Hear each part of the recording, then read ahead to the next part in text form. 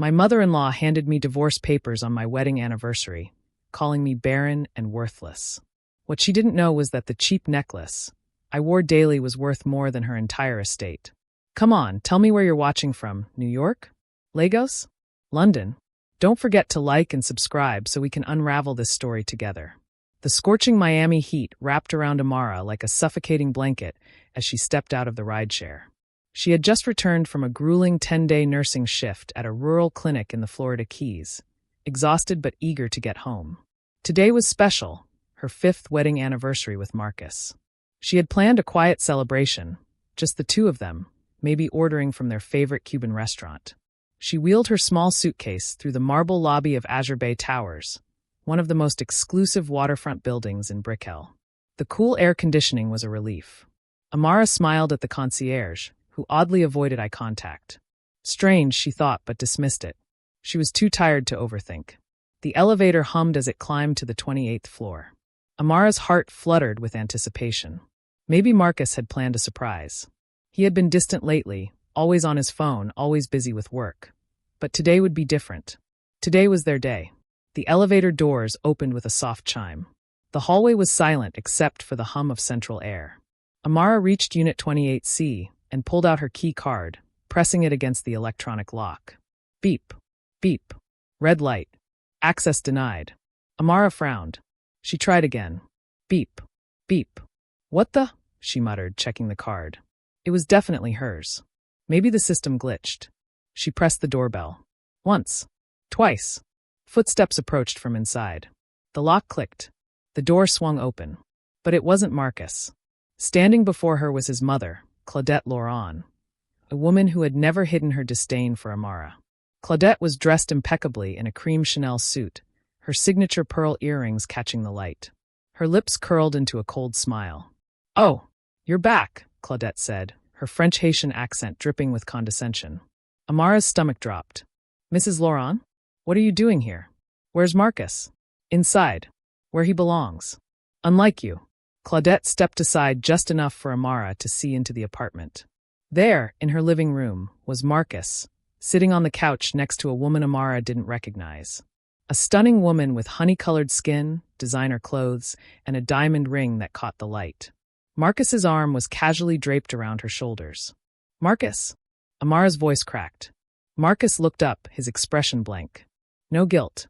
No surprise. Just nothing. "Amara," he said flatly, as if she were a stranger. The woman beside Marcus turned her head, looking Amara up and down with barely concealed amusement. She was younger, polished, everything Amara, in her wrinkled scrubs and exhausted state, was not in that moment. "Marcus, what is going on?" Amara stepped forward, but Claudette blocked her path. "Don't make a scene, dear," Claudette said coolly. "We need to talk. Downstairs. Privately. This is my home. I'm not going anywhere until someone explains." "It's not your home anymore," Claudette interrupted. "The lease is in Marcus's name. Always has been. And he's made certain decisions." Amara's eyes darted to Marcus, desperate for him to say something, anything. But he just stood up, adjusting his expensive watch, the one she'd saved 3 months of her nursing salary to buy him for their anniversary last year. "Let's go, Amara," Marcus said, his voice devoid of emotion. "Don't embarrass yourself here." The woman on the couch, this stranger, actually smirked. Amara felt her world tilting. This couldn't be real. This had to be some cruel joke. Marcus walked past her into the hallway, not even looking back. Claudette followed, her heels clicking on the marble floor.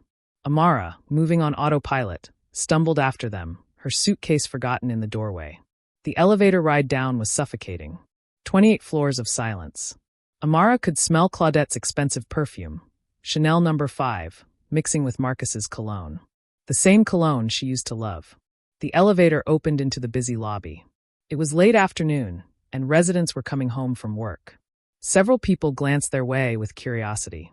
Marcus led them to a quiet corner near the floor-to-ceiling windows overlooking Biscayne Bay. The view was breathtaking. Yachts, blue water, palm trees swaying in the breeze. Amara had loved this view. Now it felt like mockery. "Marcus, please," Amara whispered. "Talk to me." "What is this?" Claudette answered instead. "This is an intervention, dear. You've been a burden on my son for far too long." "A burden?" "I work 60-hour weeks. I help pay the bills, I take care of. You take care of nothing, Claudette snapped. You've been married 5 years and produced nothing. No children. No heirs. You're defective. The word hit Amara like a slap. We've been trying. The doctor said it takes time that we both need. The doctors were wrong. Marcus finally spoke, his voice cold. I had myself tested. Privately. There's nothing wrong with me, Amara. The problem is you. Amara's knees went weak. You got tested without telling me? I needed to know the truth, Marcus said. And now I do. Simone, he gestured vaguely toward the apartment above, is 3 months pregnant. The world stopped. 3 months. Pregnant. Amara couldn't breathe. You've been cheating on me? Cheating. Claudette laughed, a sharp, cruel sound. My son was securing his legacy. Something you couldn't give him. A building security guard approached, wheeling a battered duffel bag, Amara's old nursing school bag from years ago. The guard looked uncomfortable, avoiding Amara's eyes. Marcus took the bag and dropped it at Amara's feet. Some clothes spilled out, old scrubs, a worn pair of sneakers, her nursing school textbooks. That's all you came with, Marcus said. That's all you're leaving with.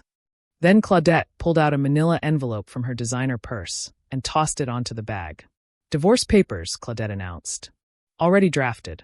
Marcus has signed. Everything, this apartment, the car, the investments, is in his name or mine. You brought nothing to this marriage. You leave with nothing.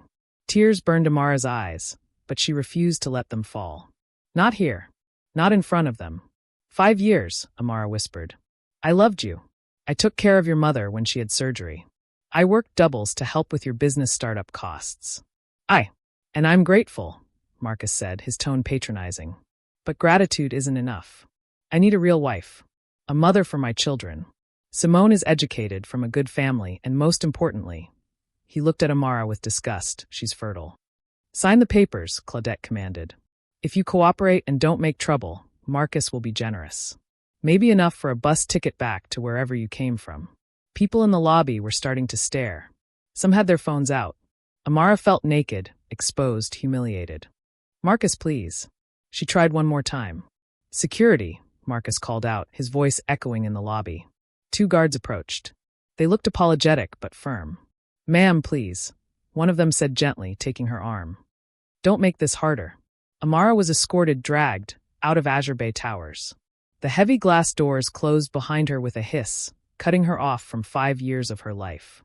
She stood on the busy Miami sidewalk as the sun began to set, tourists and business people rushing past her. She had nowhere to go. Her mother had passed away 2 years ago. Her father was in Jamaica, and she hadn't spoken to him in years after a painful falling out. Night fell fast in Miami. The city transformed, neon lights, music from nearby clubs, the smell of street food mixing with ocean salt. But Amara felt like a ghost, invisible among the living. Amara walked aimlessly through the streets of downtown Miami. Her feet carried her toward Bayfront Park, where she finally collapsed onto a bench overlooking the water. The Miami skyline glittered like a postcard, but all she felt was darkness. Her stomach growled. She hadn't eaten since breakfast, a granola bar at 6 a.m. before her shift ended. Around her, the outdoor restaurants were coming alive. The aroma of ropa vieja, fresh plantains, and key lime pie drifted through the air, making her stomach ache even more. Couples walked hand in hand along the waterfront. Families laughed. Amara felt like she was watching life through a window she could no longer enter. She opened the small wallet Marcus had thrown in her bag. Inside was $23 in cash. $23. Not enough for a hotel room, not even the cheapest motel in Hialeah. She pulled out her phone. Battery at 8%. Her hands shook as she opened her banking app. Checking account, $0. Savings account, $0. Marcus had cleaned her out. Every penny she'd earned, every dollar she'd saved. Gone. A sob escaped her throat. She was 32 years old, a registered nurse with a college degree, and she was about to be homeless. Desperate, she scrolled through her contacts. Maybe her friend Lisa? No, Lisa had moved to Seattle last year. Her cousin Jennifer? They hadn't spoken since Jennifer's wedding when Marcus made a scene. There was no one. Amara looked down at her wallet again. Behind the empty card slots was a faded photograph. Her father, Winston Chun, standing in front of his restaurant in Kingston, Jamaica. He was smiling, wearing his chef's whites, pride radiating from his face. She hadn't seen him since their argument 6 years ago, when he'd told her Marcus wasn't right for her. She'd been so angry, so sure her father was wrong. She'd chosen Marcus over him. Now, staring at his photo, shame washed over her. And then she saw it. Tucked behind the photograph was a card she'd completely forgotten about. A faded black card with gold lettering, the edges worn and peeling. Island Heritage Bank and Trust, Kingston. Amara's breath caught. She remembered now. The day she'd left Jamaica for nursing school in Miami, her father had pressed this card into her hand. "Keep this safe, my daughter," he'd said in his deep, melodic voice. "This is an account Papa set up for you when you were born. Don't use it for regular expenses. Don't even think about it. Only use it if the world falls apart around you." "How much is in it, Papa?" she'd asked, curious. Her father had smiled mysteriously. "Enough to rebuild, but only if you truly need it. As long as you're standing strong, leave it alone. This is your foundation, your last line of defense." Amara had never used it. She'd forgotten it existed. Through nursing school, through her wedding, through 5 years of marriage, it had sat in her wallet, invisible. She'd always assumed it held maybe a few $100s at most. Some leftover childhood savings. But tonight she wasn't standing strong anymore. Tonight, she'd fallen through the floor. She gripped the card tightly, feeling a tiny spark of hope ignite in her chest. Maybe, just maybe, there was enough to buy a plane ticket back to Jamaica. Enough to start over. Amara spent the night huddled under the awning of a closed cafe, clutching her duffel bag, the card pressed against her palm like a talisman. She didn't sleep. Every sound made her jump. Every passing police car made her heart race. At 8:30 a.m., she was standing in front of a small branch of Island Heritage Bank and Trust in Little Haiti. The building was old, painted a fading Caribbean blue with green shutters. It looked nothing like the sleek glass towers where Marcus banked. Inside, it smelled like old paper and coffee. There were only 3 teller windows and a small customer service desk. A handful of elderly Haitian customers sat waiting. Amara took a number. She was called to the desk by a young woman with her hair in neat braids. Her name tag read Nadine. "Good morning, ma'am. How can I help you?" Nadine's smile was warm, but turned to concern when she saw Amara's disheveled appearance. "Good morning." Amara's voice was hoarse. I need to check a balance. But the card is very old, and I don't remember the PIN." She slid the faded black card across the desk. Nadine picked it up, turning it over carefully. Her eyebrows rose. "Oh wow. Ma'am, this is one of our legacy accounts. This logo hasn't been used in 15 years? Let me see if it's still active." She typed Amara's name into the system, checking her ID. The computer seemed to load slowly. Nadine frowned, clicking her mouse several times. That's strange," she murmured. "What's wrong?" Amara's heart pounded. "The account isn't showing up in our regular system. It might be in our archived database. When was the last transaction?" I've never used it. My father opened it when I was born. 32 years ago." Nadine's eyes widened. 32 years? Okay, let me access the legacy server. Her fingers flew across the keyboard. The screen flickered with code Amara couldn't understand. Silence. Just the hum of the air conditioner and the soft clicking of the keyboard. Then Nadine's face changed. She went pale. Her eyes locked onto the screen, and her mouth fell open slightly. "Ma'am," Nadine whispered. "What? Is it closed? Do I owe fees?" Amara panicked. "No, there's a flag on this account. A special alert. I've never seen this before." Nadine's hand trembled as she reached for the phone. "One moment, please." She picked up the receiver. "Mr. Baptiste? Can you come out here? Right now. It's urgent." A distinguished older man emerged from the back office. Mr. Baptiste was in his 60s, with silver hair and kind eyes behind wire-rimmed glasses. He wore a crisp Guayabera shirt and moved with calm authority. "Nadine, what's the emergency?" he asked, slightly annoyed at being interrupted. "Sir, you need to see this. Account under the name Amara Chun. Legacy account from Winston Chun."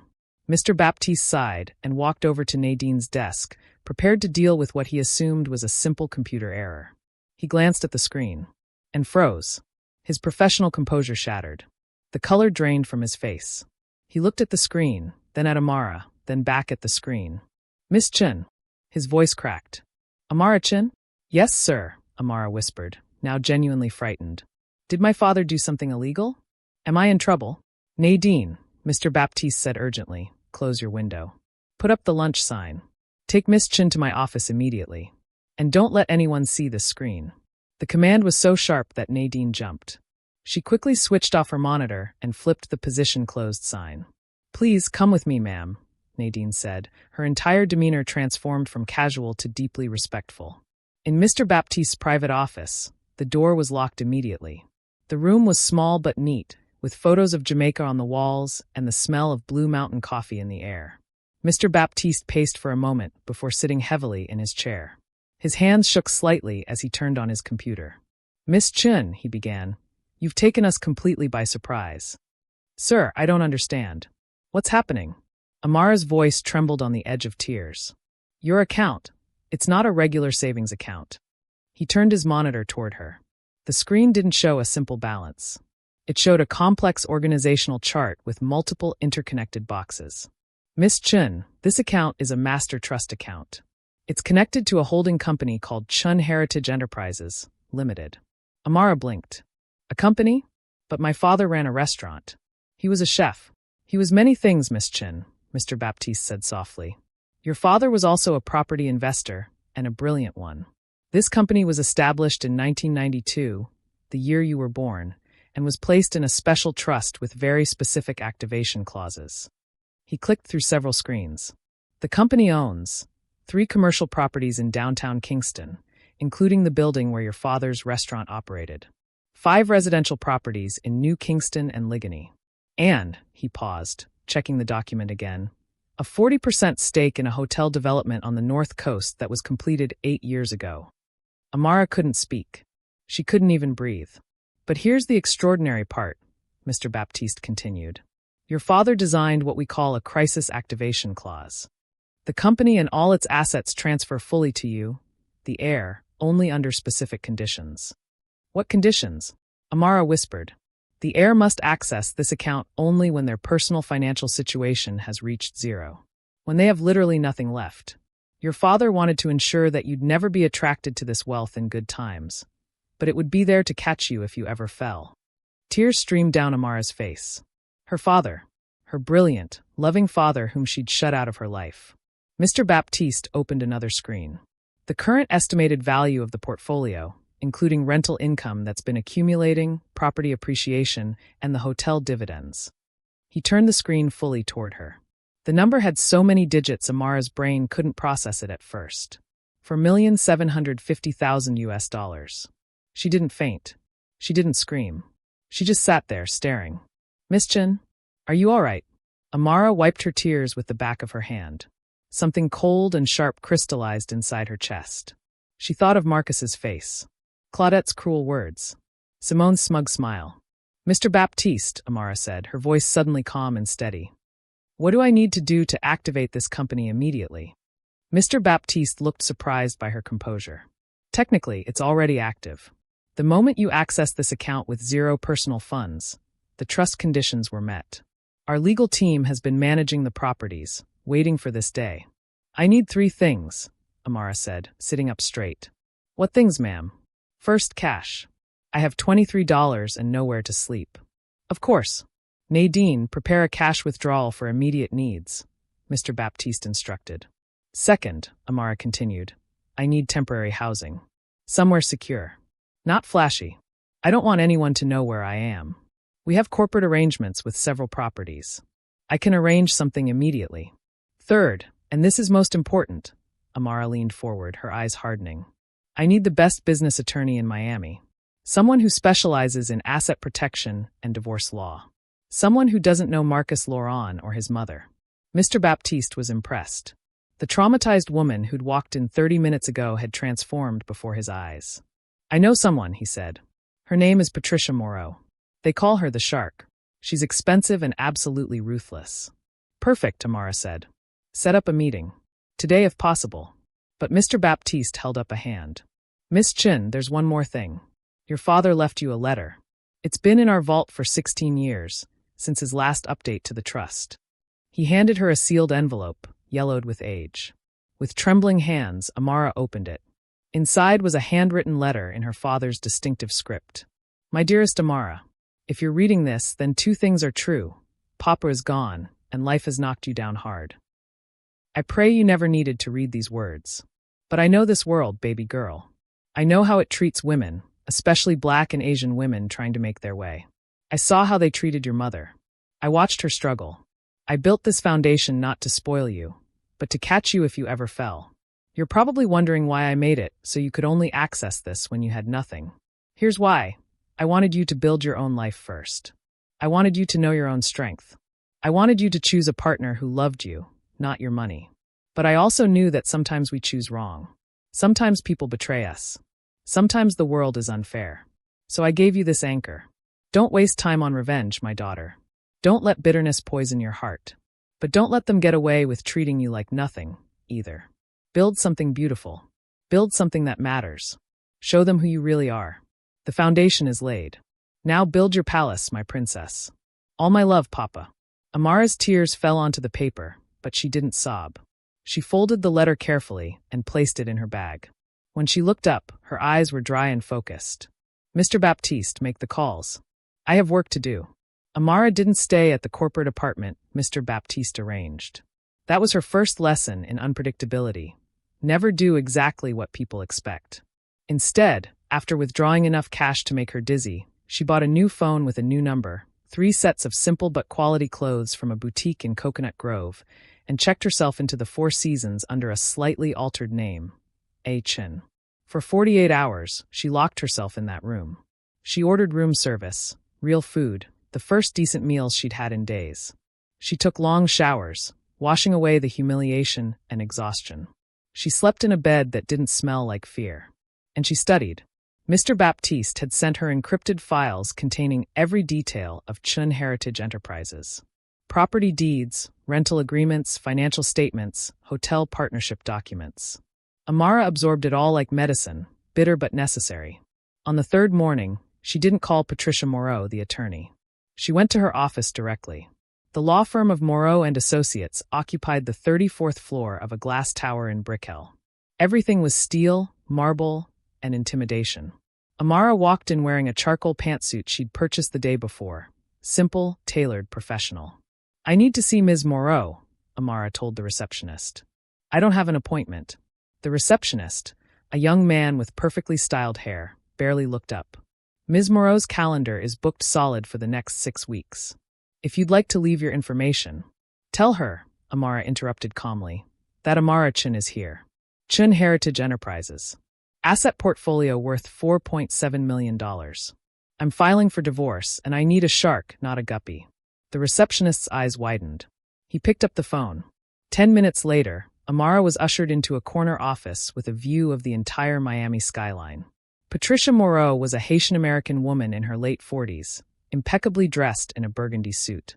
Her hair was pulled back in a severe bun. She wore no-nonsense glasses and had eyes like a predator sizing up prey. I have 15 minutes, Mrs. Chun, Patricia said, her voice clipped and direct. Mr. Baptiste called ahead. Dormant trust, sudden activation, messy divorce. What's the situation?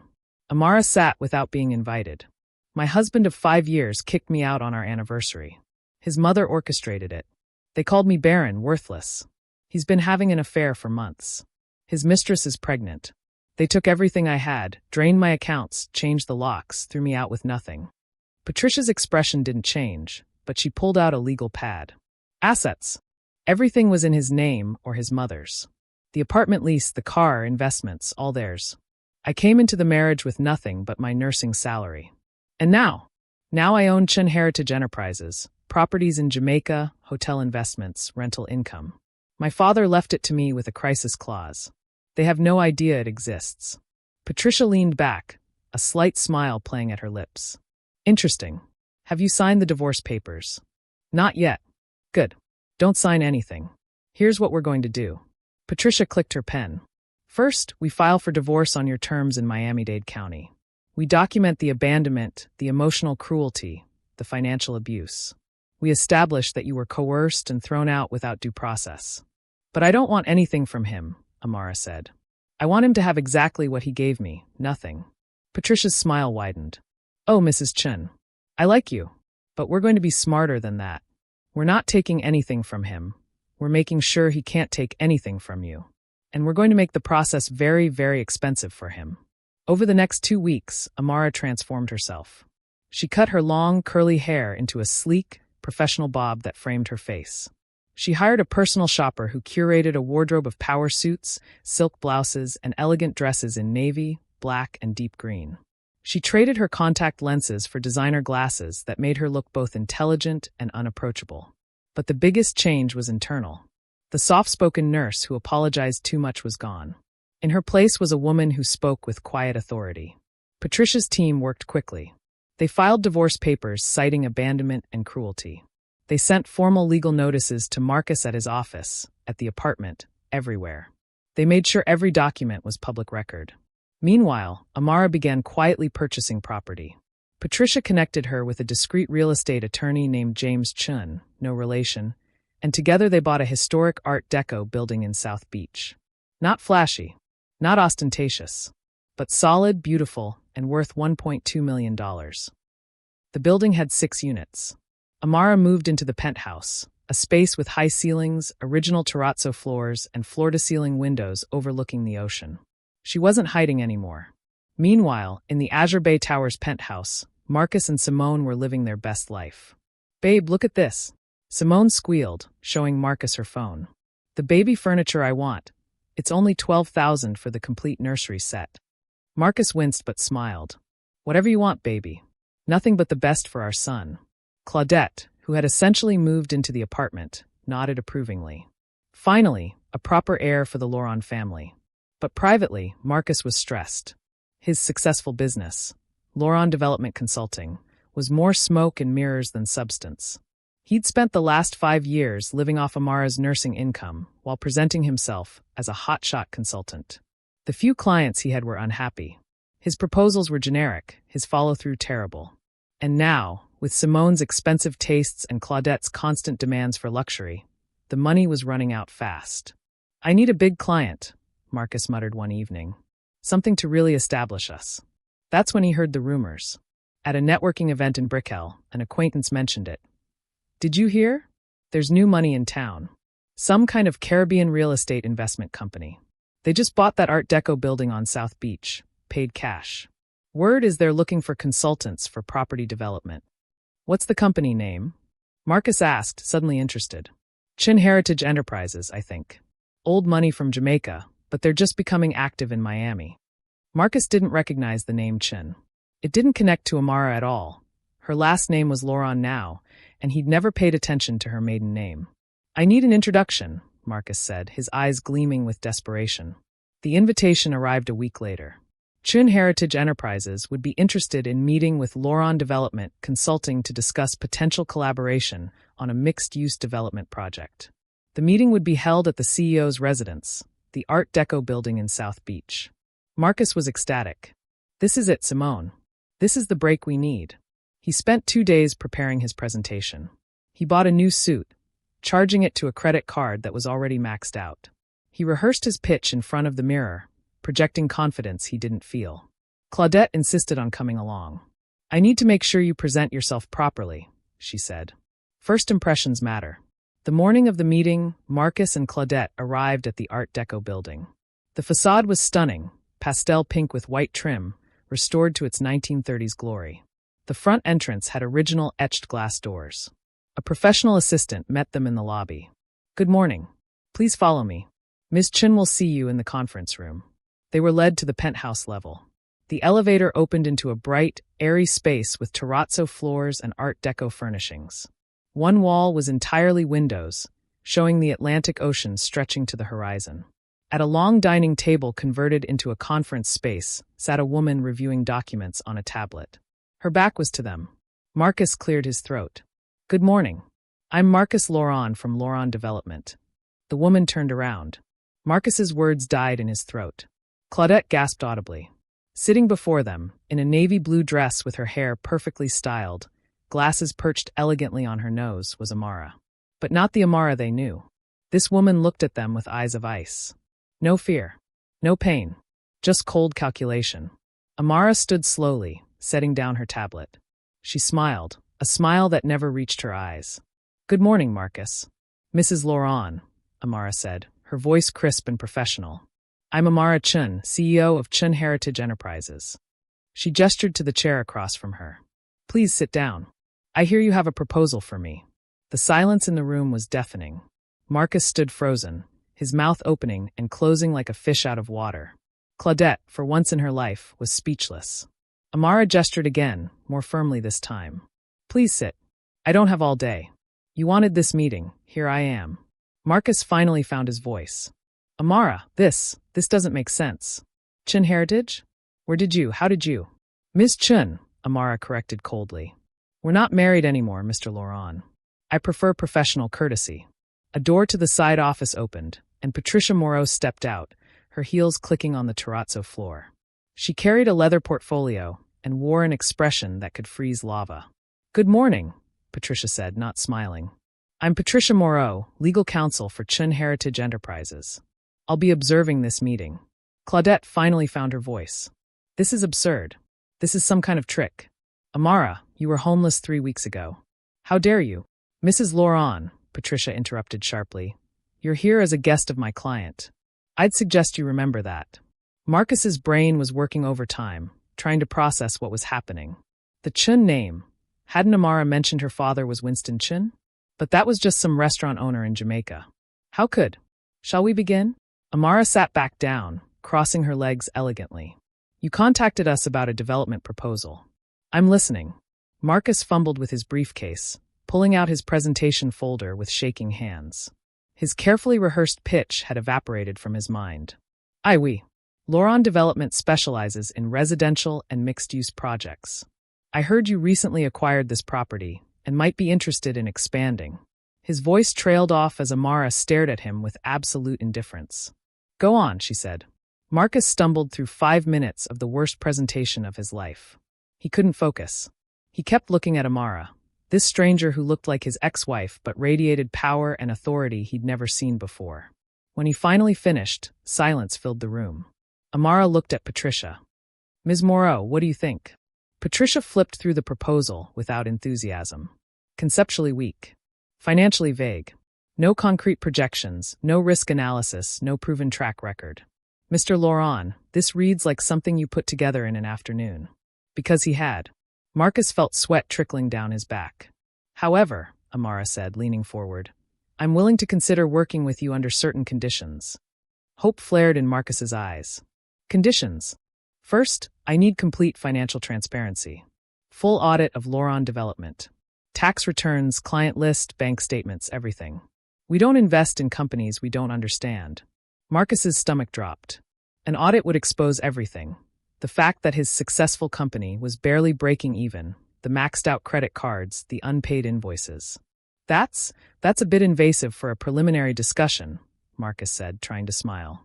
Those are my terms, Amara said flatly. Take them or leave them. Claudette stood up abruptly.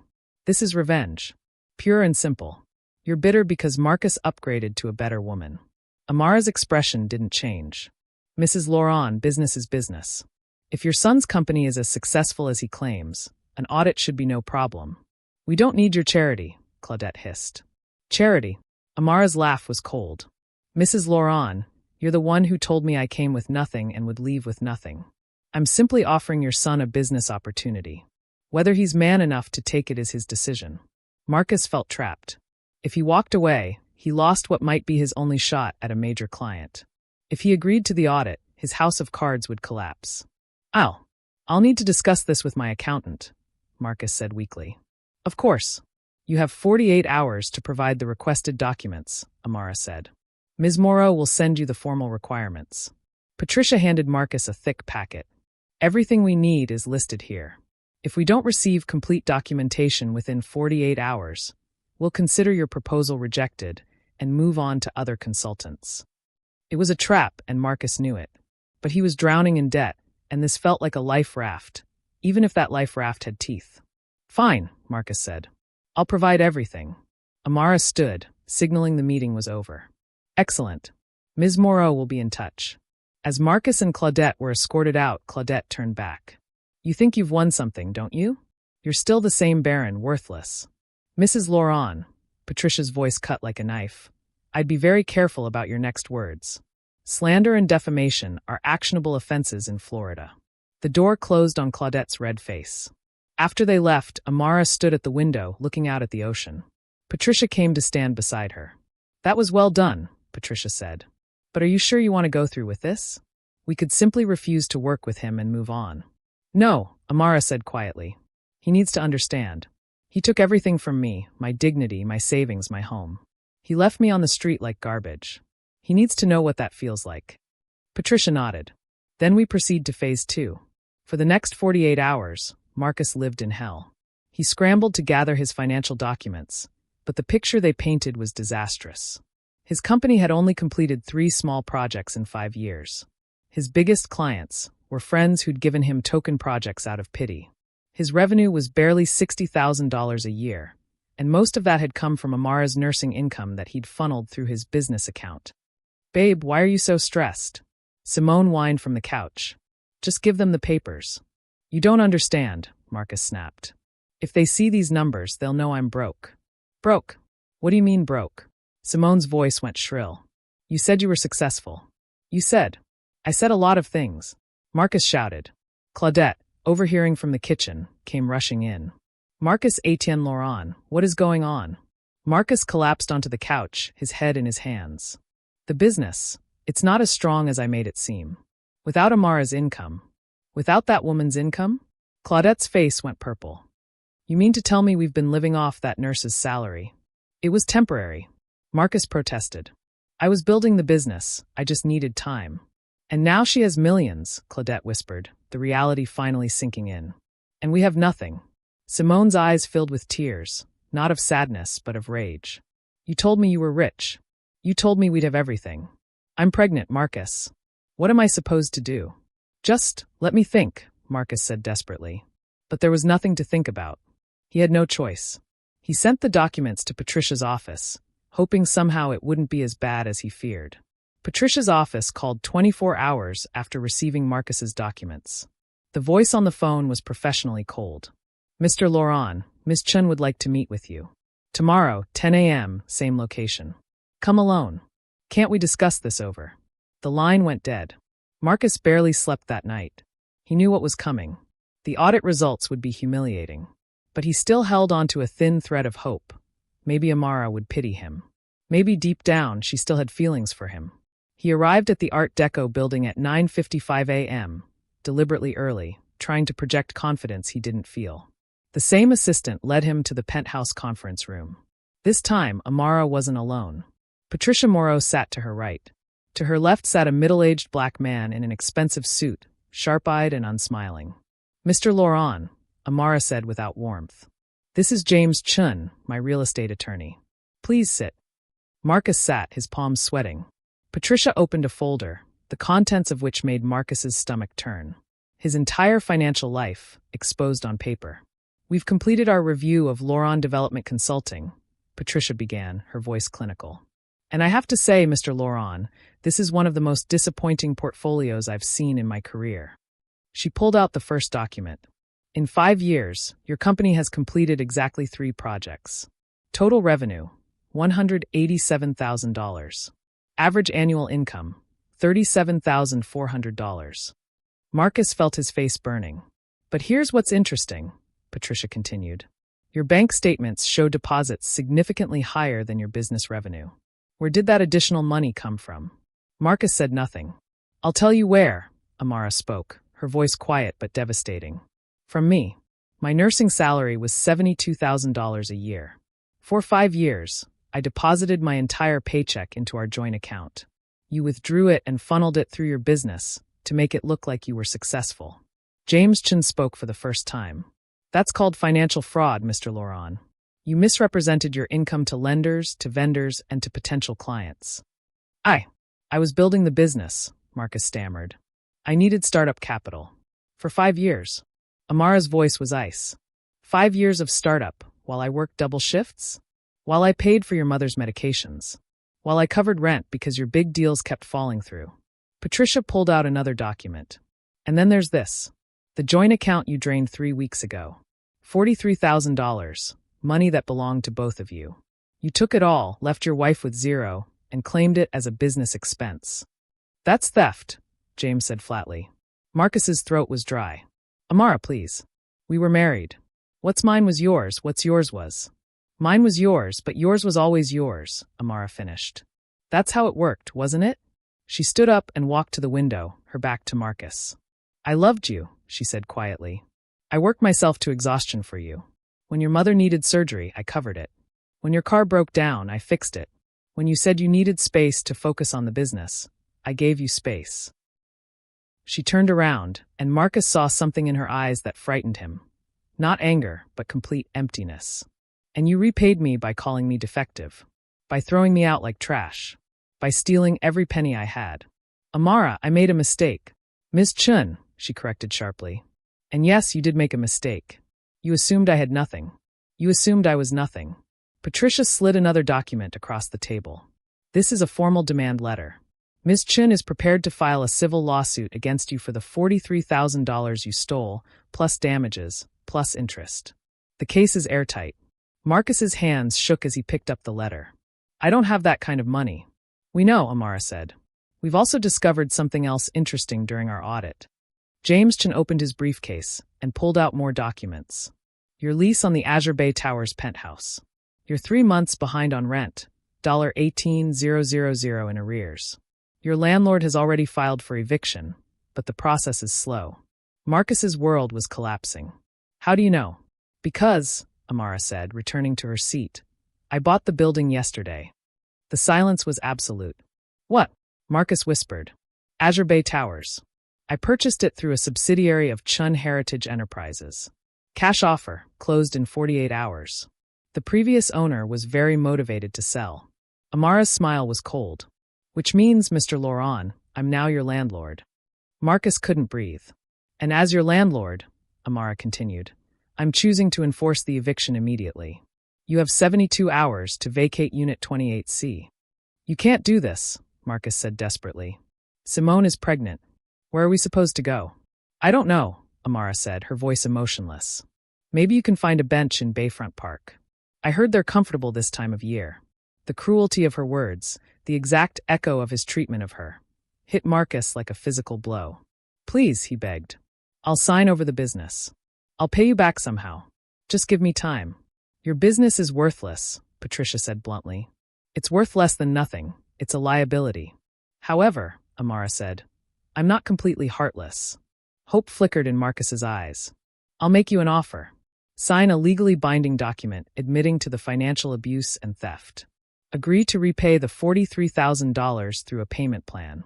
And in exchange, I'll give you 6 months to vacate the penthouse instead of 72 hours. I'll also agree not to file criminal charges.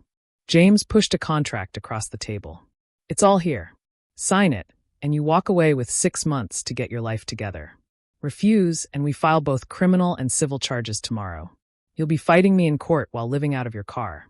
Marcus stared at the document. His pride screamed at him to refuse to fight. But he had nothing to fight with. No money, no leverage, no options. With a shaking hand, he signed. When Marcus stumbled out of the building, he looked like he'd aged 10 years. He sat in his car, the lease for which was also 2 months behind, and stared at nothing. His phone buzzed. A text from Simone. Where are you? I need to go to my prenatal appointment. Also, your mom is asking about the credit card you promised her. Marcus wanted to scream. Instead, he drove back to the penthouse that was no longer his home. When he opened the door, chaos greeted him. Simone and Claudette were in the middle of a screaming match. Told me he was successful. Simone shrieked. You told me he came for money. I thought he did. Claudette shot back. How was I supposed to know he was living off that nurse? They both turned when Marcus entered. Well, Simone demanded. How did it go? Did she give you the contract? Marcus couldn't find words. He simply shook his head. What do you mean? Simone's voice went shrill. Marcus, I'm 4 months pregnant. We need money. There is no money, Marcus said hollowly. There never was. And now we have to leave. We have 6 months to find somewhere else to live. Simone's face went white. Leave? What are you talking about? Amara bought the building. She's evicting us. The screaming that followed could probably be heard 3 floors down. Claudette collapsed onto the couch, her proud face crumbling. This is impossible. The Laurent family doesn't end up like this. We don't. The Loron family has nothing. Marcus shouted. We never had anything. It was all Amara. Everything. And I threw her away like she was nothing. Simone grabbed her designer purse. Most of the bags inside were knockoffs Marcus had secretly bought to maintain the illusion. I'm not staying for this. I'm going to my mother's. Simone, wait. Wait for what, Marcus? For you to figure out how to be the man you pretended to be. Her laugh was bitter. I'm 25 years old. I'm not wasting my life on a broke con artist. She slammed the door on her way out. Claudette looked at her son with disappointment and resignation. I'll go stay with my sister in Atlanta. Call me when you've sorted out this mess. Within an hour, Marcus was alone in the penthouse that had once represented all his dreams. Now it was just an empty box filled with other people's furniture, counting down to the day he'd have to leave. 3 months passed. The gossip spread through Miami's elite circles like wildfire. Marcus Loron, the man who'd presented himself as a successful developer, was exposed as a fraud. The story had everything: betrayal, hidden wealth, poetic justice. Someone had leaked the story to a local lifestyle blog. From penthouse to pavement, how one man's cruelty backfired spectacularly. The article went viral, shared thousands of times on social media. Marcus's reputation was destroyed. The few clients who'd given him work quietly cut ties. His phone stopped ringing. His emails went unanswered. Simone had indeed gone back to her mother, and the pregnancy became a legal negotiation handled by attorneys. She wanted nothing to do with Marcus beyond child support, which he couldn't afford. Claudette, humiliated beyond measure, stayed in Atlanta. She refused to answer Marcus's calls. Marcus ended up in a small studio apartment in Hialeah, working at a property management company, making $38,000 a year, about what he'd actually been earning all along. The pretense was gone. He was finally living the truth of who he'd always been.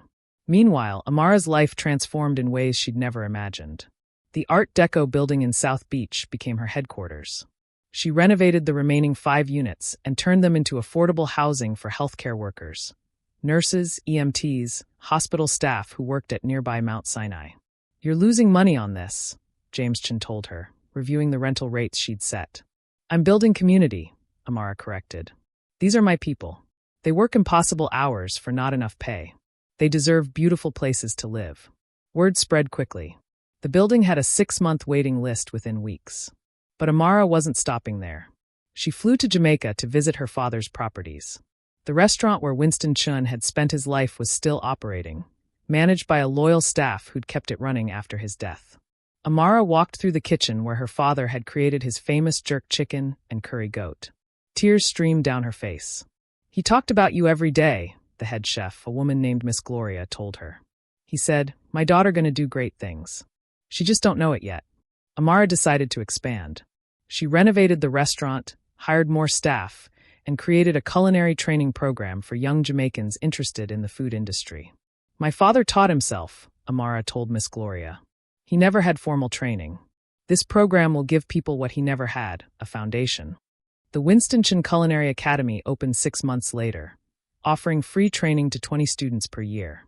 Back in Miami, Amara's work continued. She partnered with Jackson Memorial Hospital to create a scholarship fund for nursing students from underprivileged backgrounds. The Amara Chun Nursing Scholarship covered full tuition, books, and living expenses for 10 students annually. At the scholarship announcement press conference, a reporter asked, Ms. Chun, there are rumors that you were once a nurse yourself. Is that true? Amara smiled. I am a nurse. I maintain my license. I work 1 shift a month at the county hospital. I never want to forget where I came from. The answer went viral. Millionaire CEO still works hospital shifts became a headline that made Amara a minor celebrity in Miami's business circles.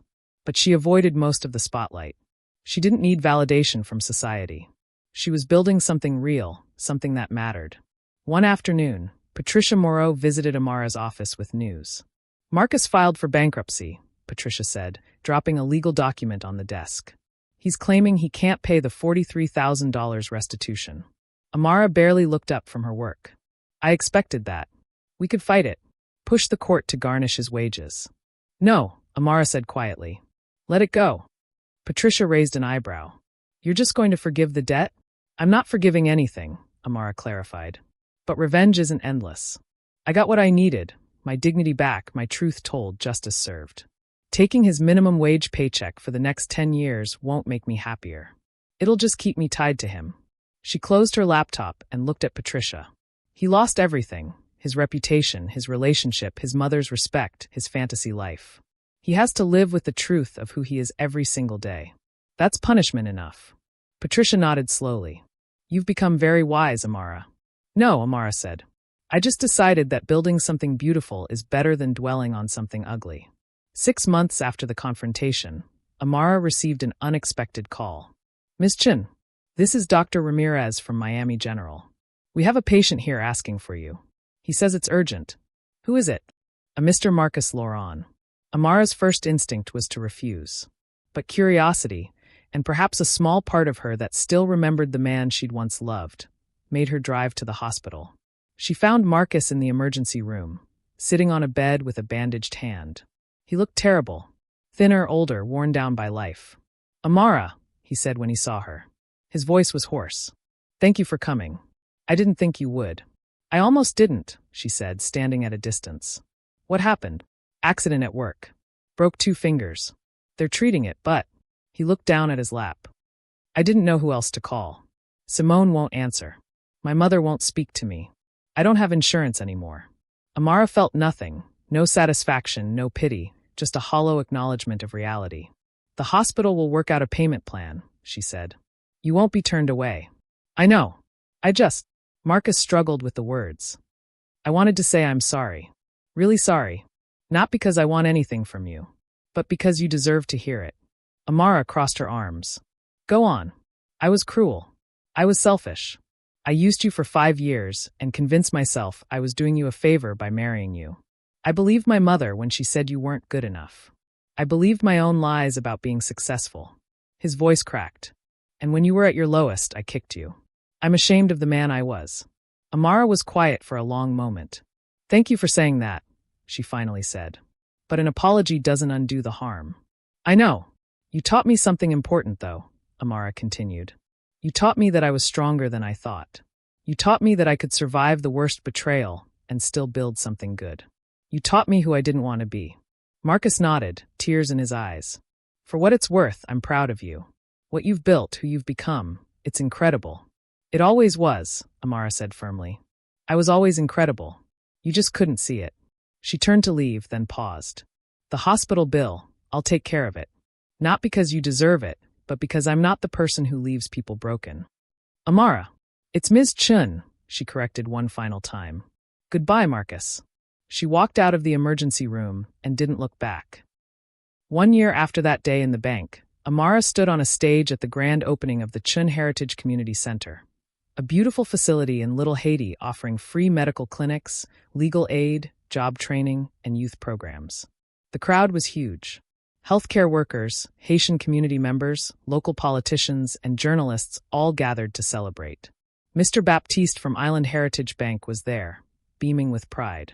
Patricia Moreau stood to the side, ever professional, but with a slight smile. James Chin had become not just her attorney, but a trusted friend.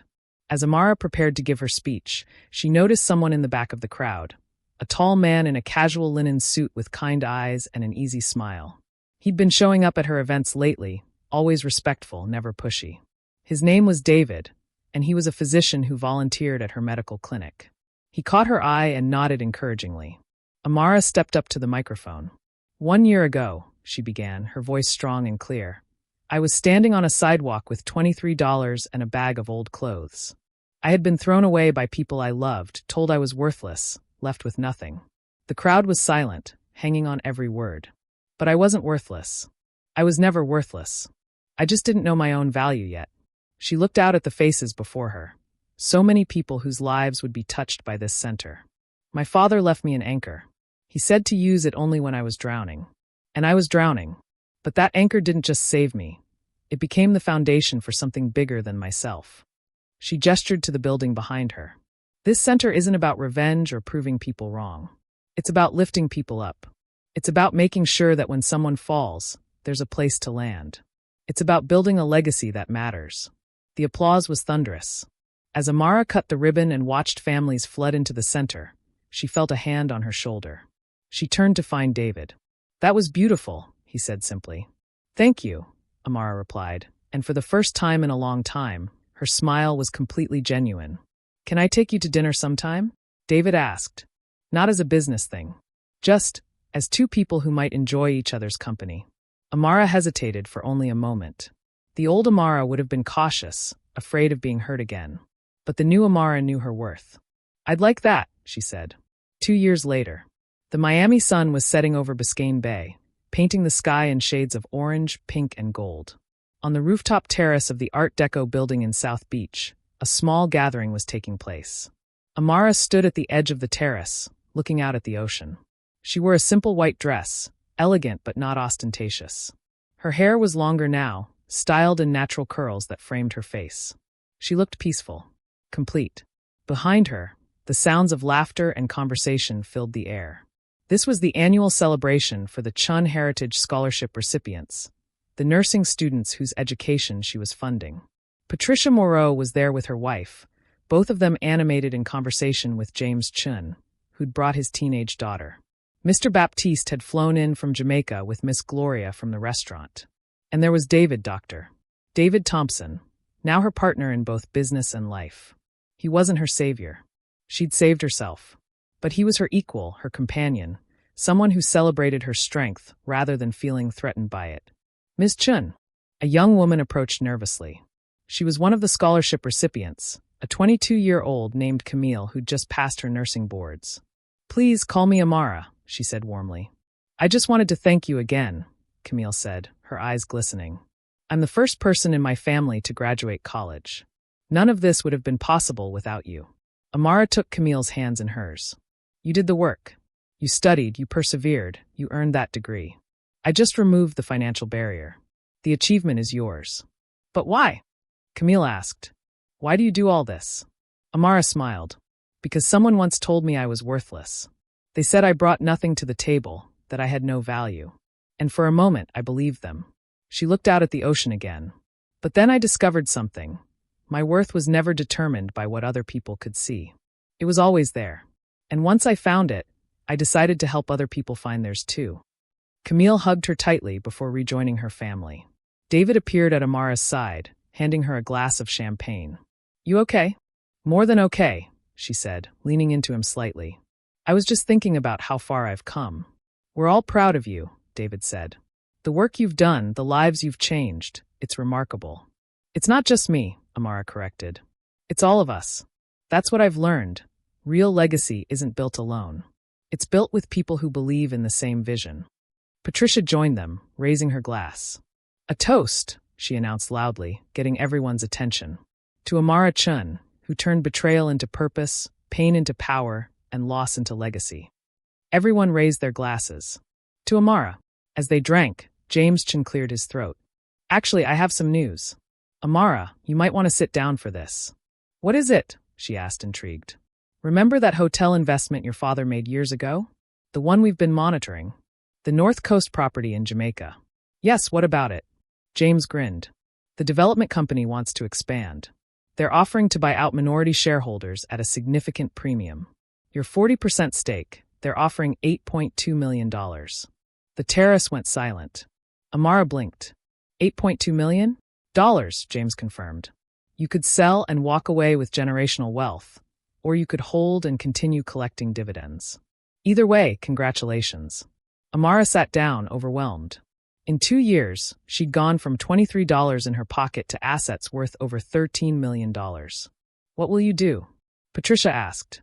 Amara thought for a long moment. "I'll sell half. Use $4 million to endow the scholarship fund permanently, so it continues even after I'm gone.